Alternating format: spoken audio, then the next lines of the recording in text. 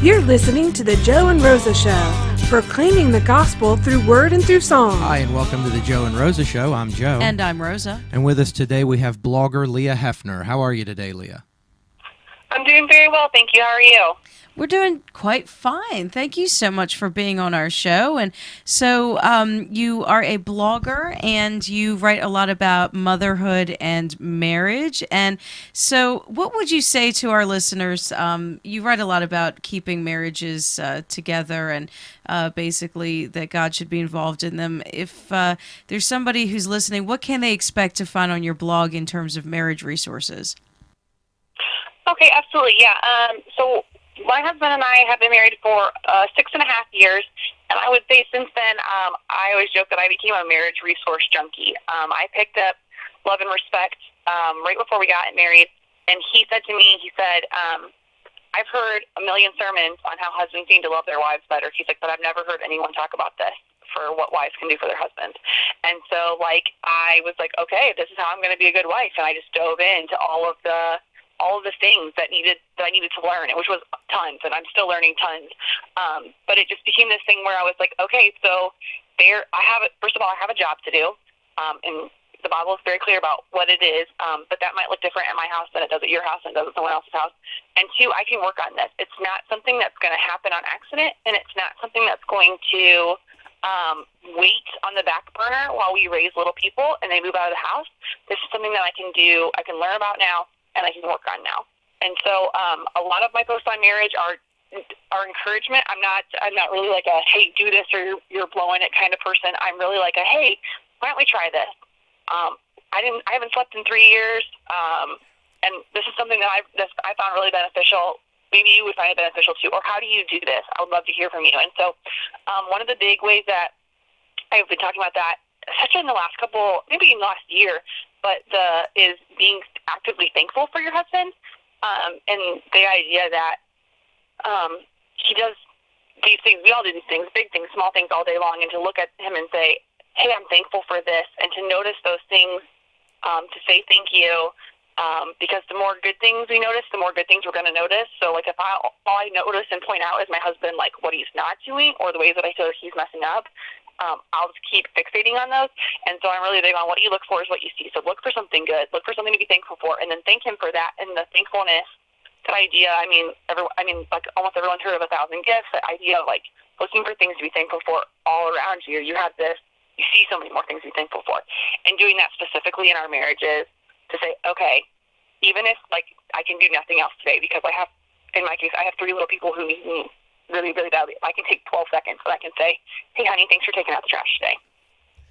Wow, as a husband, I really, really like that idea. So you basically come up with biblical advice for then how to strengthen a marriage then, right? I take advice. I try to shy away from that. I try to take biblical truth and say, hey, this is what's working for me. So I would love for you to try it too. And I say I shy away from advice because I'm not a counselor, and I'm not trained professionally in that way. I'm just me, and I'm willing to share my journey with other people because I think that we desperately need that fellowship of someone who's saying, okay, this is what I'm working on. Here you go. Yeah, and just like if we were sitting around a table having a cup of coffee. So, and so I kind of try to approach it more like that. Like, hey, if we were meeting at Chick-fil-A and our kids were in the play area, this is what we could talk about today. Absolutely. Yeah.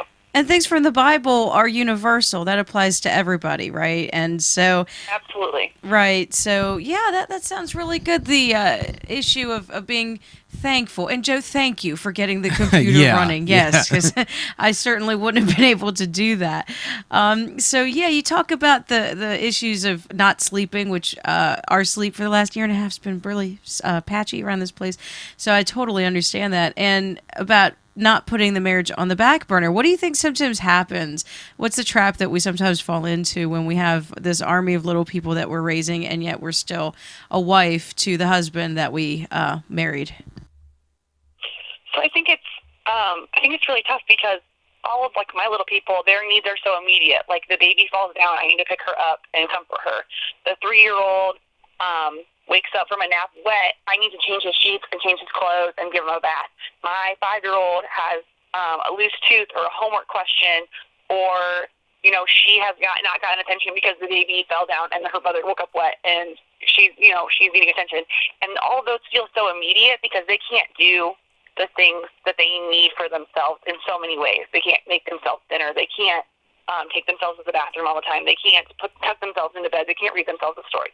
So all of these immediate things, all of these emergencies take our focus away from the things that we feel like maybe we don't have to put as much attention to. And for better or for worse, we all make decisions all the time to say, okay, this is my priority right now. And so we say, I don't think we do it on purpose. I think we say in our mind, okay, but he can make his own dinner. So if I get the kids a plate around and I'm just tired, and he can get his own plate when he feels like it.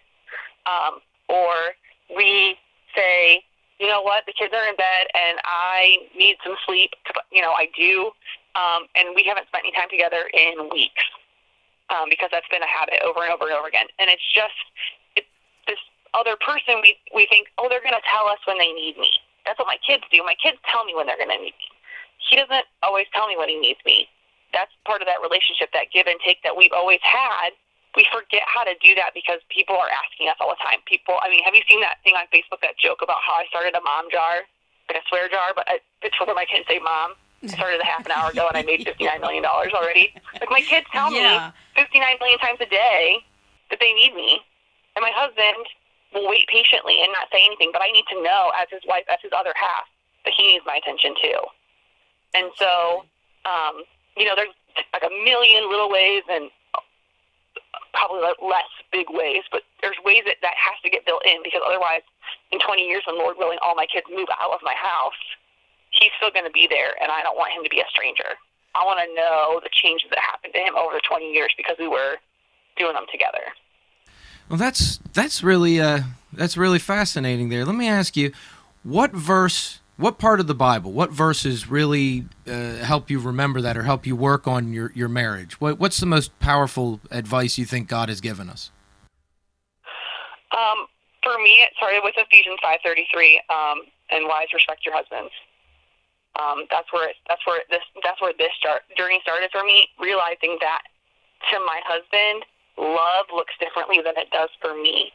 Love for me is flowers and like him snuggled up on the couch with me watching Gilmore Girls against his will, and like dinner dates out. And I've learned along the way that like he really wants to spend time with me. He likes to go hiking with me. Like, he loves that. And like the first time I went hiking with him, I was like trying to talk with him, and I'm like super winded trying to talk with him as I'm going. And I'm like, this is no fun for me. And the third or fourth time, I was like, you don't even, like, he's faster than me. He's taller than me. He's better at it than me. And he gets ahead of me, and I'm like, why do you want to do this with me? And he goes, I just like being out here with you. We're sharing an experience right now. And I'm like, oh, share an experience. Well, I can do that. Yeah. And it's not easy for me because I would prefer to be talking, because obviously I like talking. But I can, if that's what speaks love to him, is a shared experience, I can do that. Mm-hmm. Okay, let's do that. What does love look like to you, baby? And he's like, he owns his own business. So there's a lot of nights where he'll work, not so much anymore, but when he first started it, where he'd work at nighttime.